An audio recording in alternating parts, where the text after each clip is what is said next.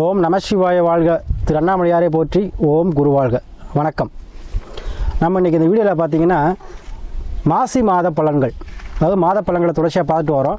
அந்த வகையில் மாசி மாதத்துக்குரிய கிரக நிலைகள் எந்தெந்த ராசிக்கு எப்படி இருக்குது அப்படிங்கிறத பற்றி நம்ம இந்த வீடியோவில் பார்க்க போகிறோம்.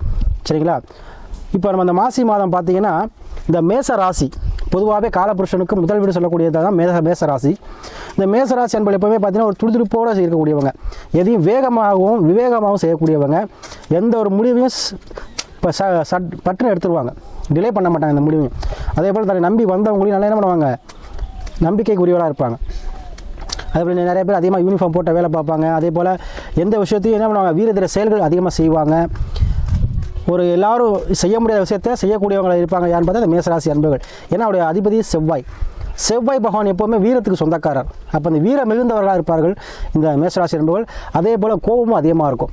யாருக்கு எல்லாம் சொல்லுவாங்கள்ல, கோபம் இடத்துல தான் குணம் இருக்குமாங்க. அது வந்து மேசராசிக்கு ரொம்ப பொருந்தும். சட்டுன்னு கோவப்பட்டுருவாங்க. ஆனால் அந்த கோபம் வந்து சரி கொஞ்சம் நேரம் தான், அதுக்கப்புறம் என்ன பண்ணுவாங்க, அந்த விஷயத்தை பற்றி மறந்துடுவாங்க. அந்த மாதிரி கூடிய அந்த மேசராசி அன்பர்களுக்கு இந்த மாசி மாதம் கிரகங்களை பார்ப்போம். மாசி மாதம் பார்த்தீங்கன்னா உங்கள் ராசியிலே குரு பகவான் இருக்கிறார். அதே போல் உங்களுடைய 6ஆம் வம்சங்களுடைய கன்னி ராசியில் கேது இருக்கிறார். அதே போல் உங்களுடைய தொழில் ஸ்தலம் சொல்லக்கூடிய 10ஆம் பாவத்தில் உங்களுடைய ராசிநாதன் அமர்ந்து கூட களத்திர அதிபதி சொல்லக்கூடிய சுக்கிர பகவான் இணைந்து இருக்கிறாரு. அதே போல் உங்களுடைய 11ஆம் பாவத்தில் வந்து சனி ஆட்சி பெற்று அதோட பார்த்தீங்கன்னா 3க்கும் 6 கூடியவரும் ப்ளஸ் 5 கூடியவர் சூரிய பகவானும் சேர்ந்து இருக்காங்க. அதே போல் 12 ராகு ப்ளஸ் சந்திரன், அதாவது மாசி மாத தொடக்கத்திலே திருவோணம் நட்சத்திரத்தில் தொடங்குது செவ்வாய்க்கிழமை. சரிங்களா? அப்போ இந்த கிரகங்களை வச்சு பார்க்கும்போது உங்கள் ராசிநாதன் உச்சம் பெறுகிறார். காலபுருஷனுக்கு 10ஆம் பாவம் சொல்லக்கூடிய மகரத்தில் உச்சமாகிறார். அது வீட்டோட அதிபதி சனி ஆட்சி பெறுகிறார். அப்போது இந்த மாத தொடக்கத்திலே பார்த்தீங்கன்னா உங்களுக்கு தொழிலில் இருந்து வந்த பிரச்சனை, தொழிலில் இருந்த மந்தத்தன்மை, தொழிலில் இருந்த முடக்கங்கள், தொழில் ரீதியான கஷ்டங்கள், எவ்வளோ தான் கஷ்டப்படுறது, தொழிலில் ஒரு லாபமே இல்லைன்னு சொல்லக்கூடிய மேசராசி அன்பர்கள் யாராக இருந்தாலும் கண்டிப்பாக உங்களுக்கு இந்த மாதத்தில் தொழிலில் லாபம் கண்டிப்பாக கிடைக்குங்க.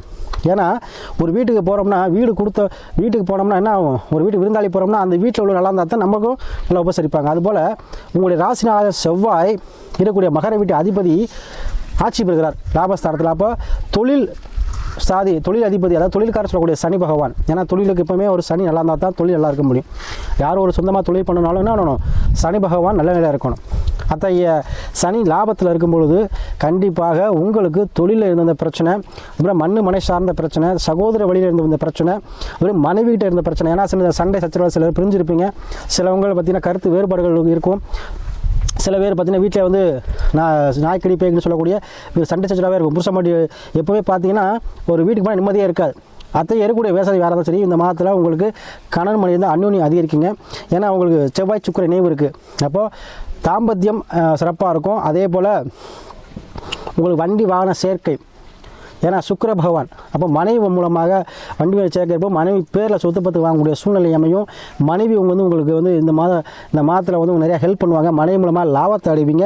அதே போல் மண்ணை சார்ந்த விஷயத்தில் எதுவும் பிரச்சனை, வீடு கட்டுறதுல பிரச்சனை, இல்லை இடம் வாங்குறதுல பிரச்சனை, இல்லை ஏதோ ஒரு வகையில் போலீஸ் ஸ்டேஷனில் பிரச்சனை, அது மாதிரி இல்லை கோர்ட்டு கேஸ் பிரச்சனை இருக்கவங்க இந்த மாதத்தில் அதுலேருந்து விடுவிக்கக்கூடிய சூழ்நிலை இருக்கும். ஏன்னா சனி ஆட்சி பெற்று உங்களுக்கு பல லாபத்தில் இருக்கும்பொழுது கண்டிப்பாக உங்களுக்கு மக்கள் ஆதரவு, அதே போல் உறவினர்கள் சேர்க்கை, இதெல்லாமே கண்டிப்பாக உங்களுக்கு இந்த மாதம் கண்டிப்பாக கை கொடுக்குங்க. அதே போல் 5ஆம் சூரியன் வந்து ஆட்சி பெறுகிறார். சனி சூரியன் இருக்குது. அப்போ தந்தை வழி மூலமாக பூர்வீகத்திலிருந்து வந்த தந்தை வழி சொத்துக்கள், தந்தை வழி உயில் சம்மந்தப்பட்ட விஷயங்கள் உங்களுக்கு வந்து சாதகமாக தன்மை இருக்கும். அதே போல் 12 ராகு பகவான் இருக்கார். வெளிநாடு வெளியூர் சொல்லக்கூடிய அன்பர்கள் யாராக இருந்தாலும் மேசேஜ் கண்டிப்பாக செல்லலாம். அதற்கான யோகத்தை இந்த மாதம் உங்களுக்கு பெற்றுத்தரும். அதே போல் உங்கள் ராசியிலே குரு பகவான் இருக்கிறார். குரு பகவான் கண்டிப்பாக உங்கள் எத்தகைய பிரச்சனையும் எத்தனை ஒரு சங்கடங்களையும் நீங்கள் சந்திச்சாலும் வாழ்க்கையில் கண்டிப்பாக இந்த குரு பகவான் உங்களுக்கு அதிலேருந்து விடுதலை செஞ்சு கொடுப்பார்.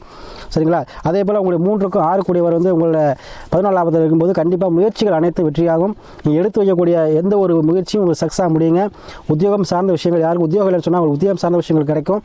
அதே போல் அக்கௌண்ட் சம்மந்தப்பட்ட பிரச்சனை, இல்லை ஒரு பத்திரப்பதிப்பு சம்மந்தப்பட்ட பிரச்சனை, அப்படி இல்லை அப்படின்னா உங்களுக்கு வீட்டில் ஒரு திருமணம் சார்ந்த விஷயத்துக்காக பத்திரிக்கை அடிக்கிறது, இந்த மாதிரி சுப நிகழ்ச்சிகளும் கண்டிப்பாக உங்களுக்கு நடக்கும் இந்த மாதத்தில். அதே மாதிரி பார்த்திங்கன்னா பொதுவாக மேசராசி என்பவர்களுக்கு இந்த மாதம் வந்து கிரகங்களே அருமையாக இருக்குது. சரிங்களா? எந்த விஷயத்தையும் நீங்கள் எடுக்கலாம். ஏன்னா வாழ்க்கையில் அவ்வளோ கஷ்டமாகவே இருக்குது, எதுவும் நல்லது நடக்காதா, நம்மளும் வந்து 4 பேரும் நல்லா இருக்க முடியாதா அப்படின்னு இந்த யாராக இருந்தாலும் மேசராசி என்பவர்களே உங்களுக்கு கண்டிப்பாக இந்த மாதம் உங்களை தேடி நன்மைகள் வந்து சேரும். தொழில் மூலமாக லாபம், தொழில் ரெட்டிப்பு தன்மையை கொடுக்கும். நீங்கள் இன்னொரு பிஸ்னஸ் ஆரம்பிக்கிற மாதிரி வரும். பூர்வீகத்திலோ சார்ந்த இடத்துலையோ இல்லை எங்கே நினைக்கிறீங்களோ அங்கே நீங்கள் எதுவும் செய்யலாம். உங்களுக்கு ஏற்ற நன்மைகளை தொழில் ரீதியாக நீங்கள் அடைய போகிறீங்க. ஏன்னா சனி தான் தொழில்காரன். எப்பவுமே சனீஸ்வரன் வந்து என்ன பண்ணணும், அந்த தொழிலுக்கு அதிபதி காலபுருஷன் 10ஆம் சனி பகவான் தான். அப்போ 10வது கூடிய சனி பகவான் 11 இருக்கும்போது தொழில் ரீதியான உத்தியோகம் ரீதியான எந்த ஒரு வேலை செஞ்சாலும் அதை லாபத்தை நீங்கள் பெற போகிறீங்க. சரிங்களா?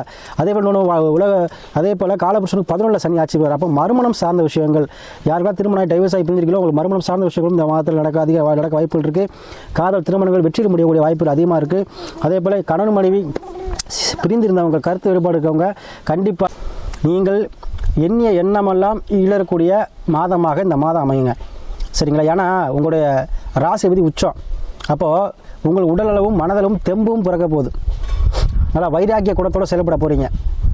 என்ன சாமி இவ்வளோ நாள் வந்து கஷ்டமாக இருக்குது, எல்லாரும் பேர் சொல்கிறீங்க, ஒன்றும் சரியில்லை, இனிமேல் நீங்கள் எந்த ஒரு விஷயமா இருந்தாலும் உங்களுக்கு கை கொடுக்கும் இந்த மாதம். தொழில் முதல்ல தொழில் சூப்பராக இருக்குங்க. வருமானம் சார்ந்த விஷயங்களும் அருமையாக இருக்கும். ஏன்னா 2க்கும் 7 கூடிய ஒரு சுக்கிர பகவான் உங்களை சேர்ந்திருக்க. அப்போ கணவன் மனைவி 2 பேருமே சேர்ந்து ஒரு தொழிலை புதிதாக ஆரம்பிக்கிறதோ, இல்லை மனைவி மூலமாக ஒரு வண்டி வாகன சேர்க்கையோ, இல்லை வருமானம் சார்ந்த விஷயத்தில் பிரச்சனைகள் தீரக்கூடிய மாதமாகவும் இந்த மாதம் கண்டிப்பாக இருக்கும்.